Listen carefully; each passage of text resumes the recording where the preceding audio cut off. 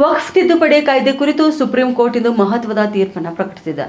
ಕಾನೂನಿಗೆ ತಡೆ ನೀಡುವಂತಹ ಬೇಡಿಕೆಯನ್ನು ಪರಿಗಣಿಸಲು ನ್ಯಾಯಾಲಯ ನಿರಾಕರಿಸಿತು. ಆದರೆ ರಾಜ್ಯ ವಕ್ಫ್ ಮಂಡಳಿಗಳು ಮತ್ತು ಕೇಂದ್ರ ವಕ್ಫ್ ಮಂಡಳಿಗಳಲ್ಲಿ ಮುಸ್ಲಿಮೇತರ ಸಂಖ್ಯೆ 3 ಮೀರಬಾರದು ಎಂದು ನ್ಯಾಯಾಲಯ ಹೇಳಿದೆ. ಇನ್ನು ವಕ್ಫ್ ಮಂಡಳಿಯ ಸದಸ್ಯರಾಗಲು ಕನಿಷ್ಠ 5 ವರ್ಷಗಳ ಕಾಲ ಇಸ್ಲಾಂ ಧರ್ಮವನ್ನು ಅನುಸರಿಸುವ ಷರತ್ತನ್ನು ವಿಧಿಸಿದಂತಹ ನಿಬಂಧನೆಯನ್ನು ನ್ಯಾಯಾಲಯವು ಪ್ರಸ್ತುತ ತಡೆ ಹಿಡಿದಿದೆ.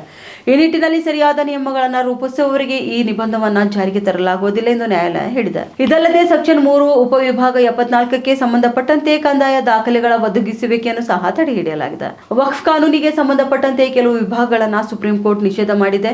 ಇನ್ನು ವಕ್ಫ್ ಕಾನೂನಿಗೆ ಸೆಕ್ಷನ್ 3 ಮತ್ತು ಸೆಕ್ಷನ್ 4 ನ್ಯಾಯಾಲಯ ನಿಷೇಧಿಸಿದೆ. ಇನ್ನು ವಿಚಾರಣೆಯ ನಂತರ ಸಂಪೂರ್ಣ ಕಾನೂನನ್ನು ನಿಷೇಧಿಸುವ ಹಕ್ಕು ನಮಗಿಲ್ಲ ಎಂದು ನ್ಯಾಯಾಲಯ ಹೇಳಿದೆ.